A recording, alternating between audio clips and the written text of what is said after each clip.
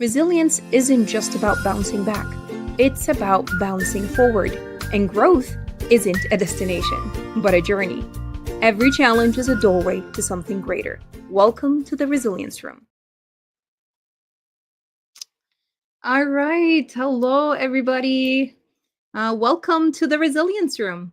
Welcome to the very first session of the Resilience Room. I'm your leadership and resilience coach, Nagam Alsamari, and I'm thrilled to have you here as we kick off this space for real conversation about growth, resilience, leadership, and overcoming challenges.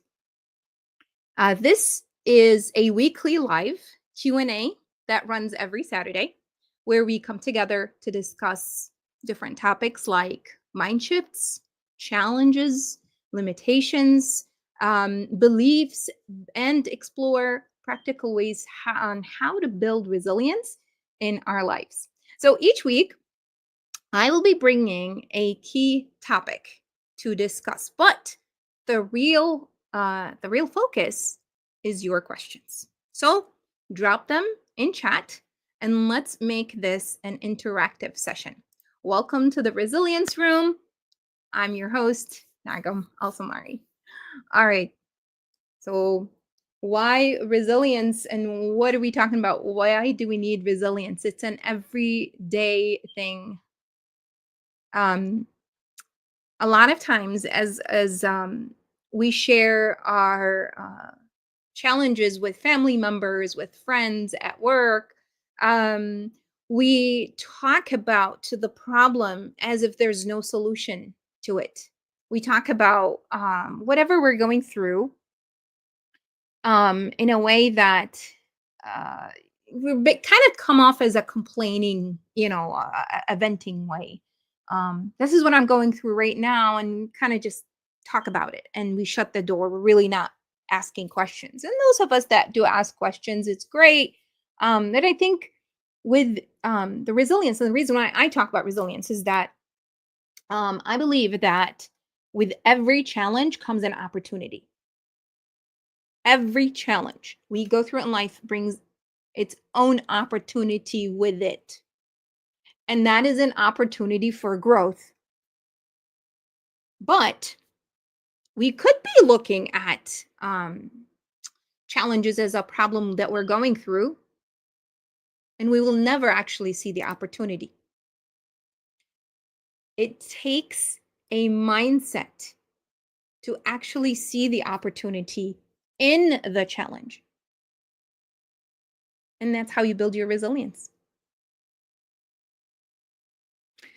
When we're looking at challenges and we're basically just complaining about them and we're just basically bringing them up, maybe just during conversation, regular conversation, someone says something, so you just want to, reply with something. And so you bring up a challenge that you're having without actually seeking support or an answer or anything. How about we reframe that? There's a lot in community. There's a lot of support that we can find in community if you actually reframe your question. You're talking about challenges instead of just bringing it up casually. Actually seek support. Actually ask the question strategically so that you can get some help, some answers. And a lot of people are knowledgeable enough to actually bring up their own shared experiences where we can learn from each other. I mean, then that's the whole point, right?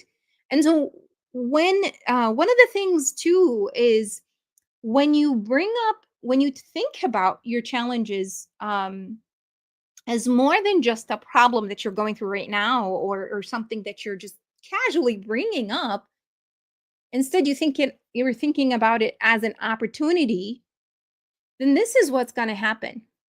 You're going to start thinking in the way of, what am I going to learn from this experience that I'm going through right now? What am I going to gain from this lesson? What opportunities are out there that this challenge is going to force me to actually learn from? And I want to ask this. I want to ask you this. Go back in memory and think back at an issue, a problem you had maybe last year, the year before, or a few years from today, a few years away, I mean, and think about that challenge that you went through. Think about your feelings. How did you feel about it first when you had it? What did you think about it? Who did you talk to about it? What was the issue? What did it keep you from doing? There all of these questions.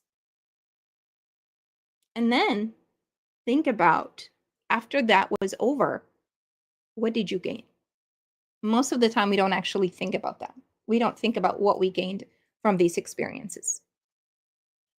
What happens when we start thinking in a different frame of mind about challenges is that we start building our resilience. And once we become more resilient, and it's not a one-time thing, and oh, I'm more resilient right now. It doesn't work this way. But once you build that resilience muscle, you become more resilient. And so once you face challenges in the future, you're going to think about them differently. You're going to think about the opportunities instead of the, oh God, why this happening to me? And so that's why I talk about resilience and the importance of it. And we're going through so many changes in our world today, whether you're talking about health wise, politically, weather wise, there's so much going on, let alone our personal and professional problems that are happening to us on the job, in our communities, in our families. That once we build that resilience, it becomes so much manageable. And this is the need. This is why the need for building resilience and training that resilience muscle. And this is why I talk about resilience. And therefore, I bring you the resilience room. So, if you are watching live or later on in the replay, I want to know, where are you watching from? It helps to build that community and to kind of get to know each other more. I'm in Michigan, and today, as I mentioned, this is going to be a weekly conversation where we answer questions and talk about the past week's topic that I have been, I've introduced, I've written about, and I uh, um, published on social media. And today is the day where I get together with our live audience and answer any of your questions. So drop your questions in chat. All right, where are you watching from? Let me know. Okay. Um, this week, or this past week, I've been talking about um, the fear trap, how assumptions sometimes hold us back, and what to do about it. And if you want to check out the full article, it's on my LinkedIn newsletter, and it's also on Substack. And you can find that in on my page with my name. So today we're tackling that topic. We're talking about bringing up the fear trap. So what we're going to do is explore how to recognize the difference between real fear and self-imposed limitations or assumptions that we make about things. Decisions all the time, right? We're constantly making decisions, but what are we making these decisions on? Based on what? Actual facts, or just things that we think about and basically end up limiting ourselves? And most importantly, how do we move forward after that?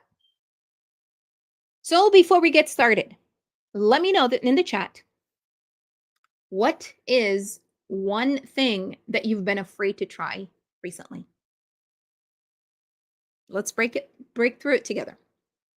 Okay. So fear is something we all experience.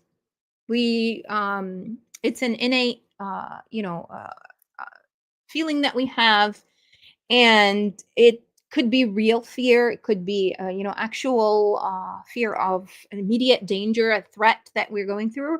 And sometimes it's just something that we experience because we have encapsulated our thoughts into something that may or may not be true. Meaning that We think about some things and we think about our limitations and then we say, oh, I don't think I could do this. I don't think I'm capable. And then it starts growing in our minds and we basically prevent ourselves from actually going forward. And so the way to do this is to think about it again, reframe your thoughts into a different way. So what is one fear that you have experienced, or what is one thing that you wanted to try but you kind of held back a little bit? Okay. when um when it's real fear, when it's an immediate threat or danger, obviously we want to, and I'm watching the Instagram room on the side. um it has its own little window right here. But when you have a real threat, right? It's real. Or you this is something you have to pay attention to. You have to immediately address. Now, here's the thing about fear. Fear is a signal. It is a warning sign to actually do something about whatever you're about to take step towards. And let's say, you're driving and you see a car coming and you get this feeling you're afraid to continue driving because you don't want to hit the car. That's real fear, right? And that fear actually stops you from going forward and from hitting the incoming car. But there are the types of fears that are just up here that are assumptions. um as an example, um I don't think I can take this promotion because I don't have the right degree or I don't have the right experience. I'm not ready for it yet. And it's just thoughts that accumulate that you end up making a decision based on. But we don't really think about it in a way where is it really, is this really what we're afraid of, is that we don't have the degree or the experience, or are we just limiting ourselves? Are we kind of accumulating these thoughts and letting them prevent us from going stepping forward? So this is what I want you to think about. This is what I want you to think about. Real threats, actual threats versus your own assumptions that you make up here. Feeling afraid to swim in deep water when you don't know how. Please don't do it, right? Actual fear. But then what do you do next? What do you do next? You go and learn how to do it and come back and try, right? Prepare, you build your skills, and then you come back and you actually try it. What happens when it's just an assumption, like thinking you'll fail with something you haven't even started? How many times, let's be honest here, how many times have you thought that you're not good enough for something, that you're going to fail, and you haven't even started doing it? Does this even make any sense? And let me tell you, um, I used to be that person. I used to have a lot of different, thoughts holding me back, things um, that I tell myself I can't do. I don't have the degree, I don't have the experience. How many times have you thought about doing something, but then you didn't even do it? You didn't even start it because you're afraid of failing already. This is where I ask you to challenge these thoughts. Where is the proof that you're going to fail? Do you have the data to prove that you're going to fail? Have you collected data? Here's the thing. Once you actually attempt something, once you actually try something new, that's when you collect that data. That's when you're going to start learning. And that's when you can see, oh, okay, I'm going the right direction. Or maybe not. Maybe you're making a lot of mistakes, but even the mistakes are data that you can collect. So before thinking I'm going to fail, I want you to give it a try first. Collect that proof. When people ask you, did you even try? You can say, yes, I did try that. And this is what happened. So, can you think of a time that you held yourself back, not because of real fear, but because of an assumption that you had? Let me know in the chat. Whether you're watching right now or you're going to watch the replay later, I want you to tell me of a time that you used your own thoughts to hold yourself back from trying because of um fears that you that didn't have any basis. Fear is a survival tool, right? Because we use it as a signal to help us stay alive. I'm afraid of snakes. I see a snake on the ground, I don't approach it. I stay alive, right? I run the other direction, right? That's a real threat. That this is how fear is a survival mechanism. It helps us stay alive from actual real threats.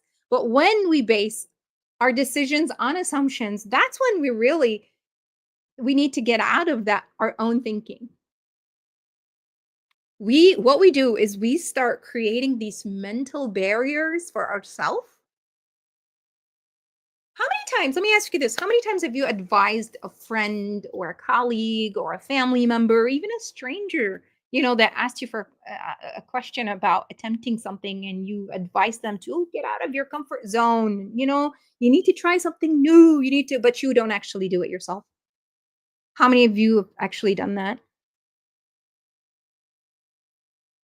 So we do this all the time, don't we? We advise others, we tell others, get out of your comfort zone. Here's the thing with the comfort zone. You do something, you know how to do it, you get comfortable doing it. It feels really safe because you already know how to do it with minimal or zero mistakes, that you feel that there's no threat. No one is going to judge you. And most of the time, our fears are really based on that. We're afraid someone is going to actually judge us or scrutinize us or think we don't know what we're doing or say or laugh at us, right? I used to be afraid back in high school to raise my hand and answer any questions because I was afraid that the other kids in the room are going to laugh at me. So that stopped me from participating in class. And then in college, I did the same thing. Had the answers at the tip of my tongue, but I'm like, you know what? Maybe someone else is going to say this better. Or, I don't want to be laughed at if I have the wrong answer. I don't want to seem like I don't know anything. That there's so many different reasons. And I'm sure we've gone through these feelings. Regardless of age, we've done that at some point in time. But it's all our own mental barriers that we bring down, and we tell ourselves we can't try something, we're not good at it, we haven't even tried yet, I haven't even listened to what the teacher had to say about my answers. And most of the time you end up learning from that experience. If I had raised my hand and said something and answered a question, whether it's wrong or right, I'm going to get feedback. And that's what I should have been looking for, feedback. So once, let's say you have a decision to make, let's say you have a job that you want to, apply for, or a new business idea that you want to, attempt, or I don't know, a course that you want to build, whatever the intention is. Let's say you go ahead and try it. Let's say you start on your first steps, and let's say you do make mistakes. And let's say you hear back from people. Let's say you do get judged. So what? All of that is feedback. Yeah, we're not going to feel good about it, but there is no such thing as perfection. Nobody has all the answers. Nobody is perfect. And we shouldn't all be going, trying to find perfection, because it doesn't exist. Nobody's perfect. So check it out. give yourself the room to try. Give yourself the space to try and listen for that feedback, no matter how colorful it is, what it looks like, and what form it comes in. And it's gonna hurt, but it's worth listening to. It is feedback at the end of the day. What's going to happen when you get that feedback is that you're going to learn from it and you're going to try again. So, what is your story? What have you tried before, or what have you kept yourself from trying? What is it? What opportunity did you did you keep yourself from trying because of assumptions that you have built? Sure, there's a lot. Um, what I want you to do is to kind of think back at some of these experiences you've had and really go back and think about what did you go through, what challenges. They're like far back, because this is really good data. Then I want you to think about, how did you overcome them, and then what did you end up learning from that? Because sometimes we need the evidence, we need the proof.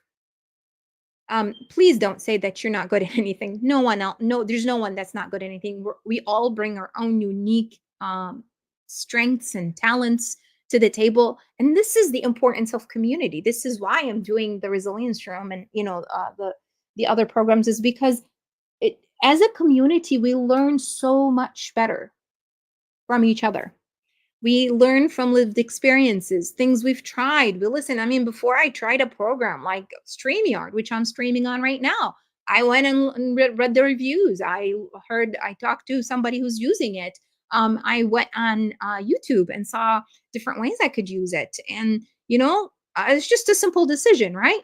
So I collected the data, I collected feedback, and then I made a decision. That's simple, right? But if you make that decision, you buy something, or you get involved in something, you don't have the data, um that becomes a tough decision to make. The same thing, I invite you to think the same thing about the challenges that you're going through and how to reframe them, so that you're collecting data first before you say, I'm a failure, I'm going to fail at this. You have no proof. You have no proof of that ever happening because you haven't collected any data. So, what's your data? For now, just go back in time. Go back to a time where you had a challenge and how it was addressed, and what did you end up learning from it. Let's do that, okay?